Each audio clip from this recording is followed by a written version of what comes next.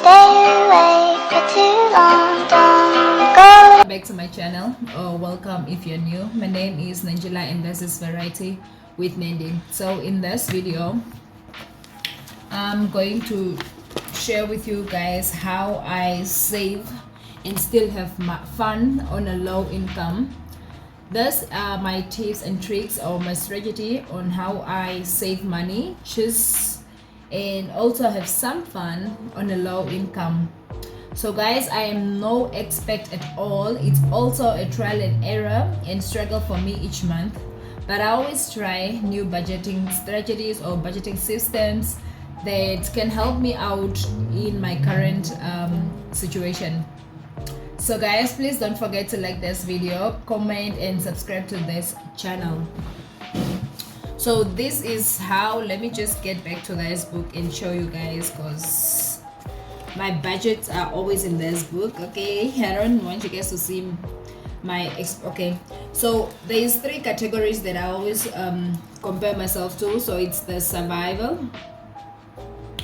the comfort and the luxury. So now that I've debt, I try to go back to the survival mode and just cover my four walls of expensive, basic four walls of expenses, which as for me, my F&B charges and insurance. I have a funeral cover with an insurance company, and utilities, and my child, and groceries. So these are things that I have to pay for every month with no change. So there's a certain amount, like the zinc change, every month I have to pay for. This is my survival mode. But I also know if anything had to happen, like for instance, God forbid I lose my job, I know I wouldn't be having these F&B charges, or if I have them, they're not going to be so much. And there's insurance, maybe the utilities, because I'll move back home, obviously. My child, I actually just send money for my child because he's not living with me. My son is not living with me. And yeah, maybe food will be the only groceries that I'll have. But anyway, this is what we are working with right now. And then from there, I will have so from this expenses, my walls that I have to pay for every month. So I will take my income, I minus the total amount of all these expenses, and then I will have a remaining amount. So for instance, let's say my salary is because this is a low income salary, guys. Sorry, my pen just fell.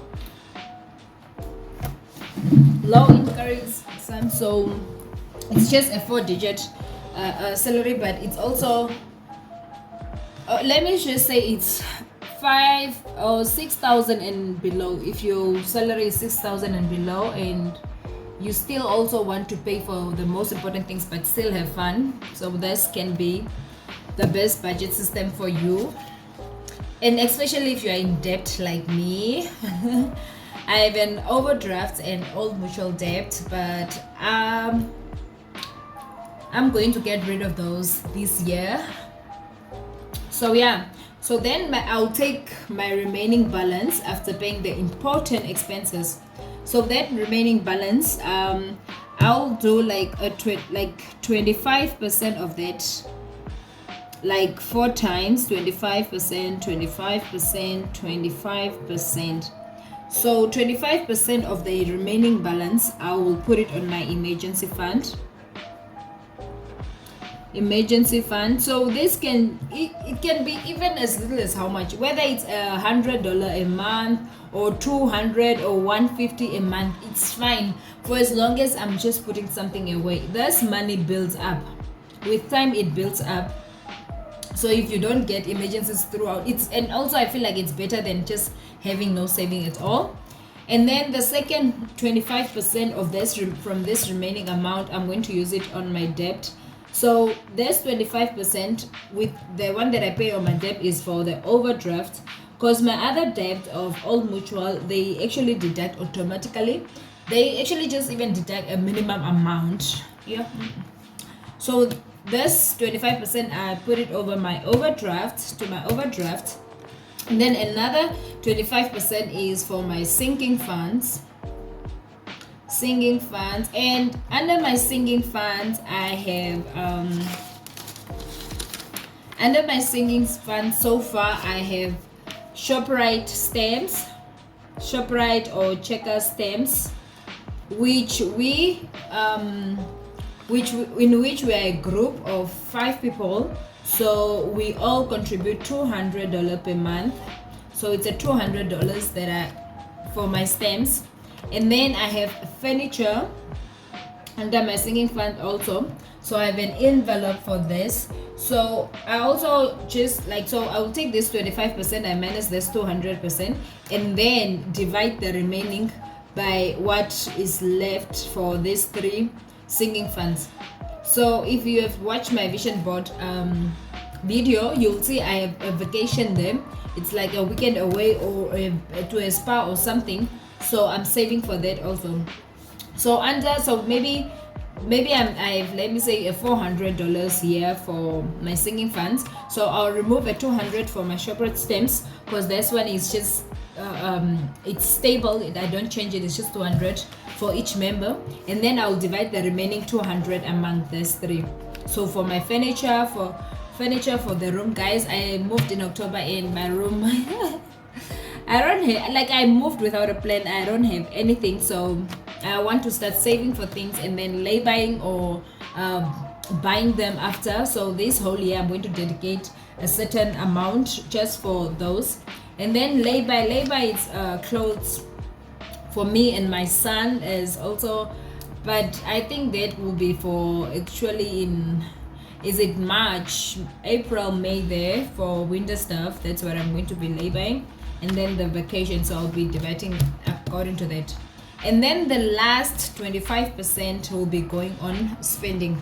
Because one thing, if you don't if you don't budget for spending or fun or entertainment, I'm sure there's money that you save for emergency fund, no matter how small it is. I'm sure you'll go back and take it if you don't have any category for spending. And then I will have a spending amount. So this amount, like, let me say now, my remaining amount was how much?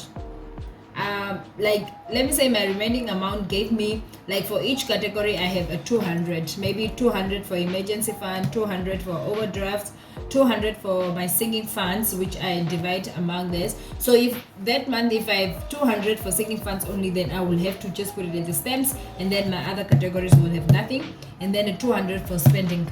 So I feel like if you have this 200, or if you include a spending in your budget, it's going to be at least better. That so then you have to now try and stretch this spending amount within the 4 weeks of the month.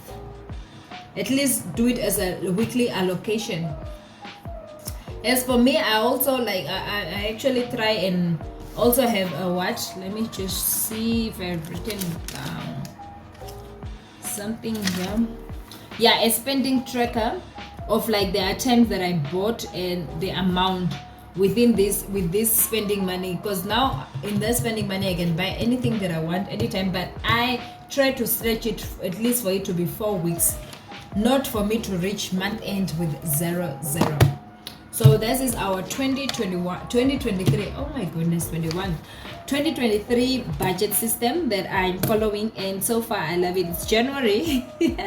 It's January, so let me wait maybe till March and see how it's going to be. So at this moment I'm just concentrating on the survival and no comfort, because I know the comfort is having anything that I want anytime, but no luxury. I'm sure we are going to do this when we are rich, and it depends also, because everyone, like, it depends. So yeah, I'm just concentrating on my survival things here, and then the rest I can use it for emergency and paying off debt and my sinking funds, and for spending, because I know if I don't save anything for spending that I can spend on, I'm going to take this emergency fund which I saved for anything, and then I'm going to use it. So yep, it's 2021. I started this budget. Hopefully by the 3rd month or so it's still going to go intact, and yeah,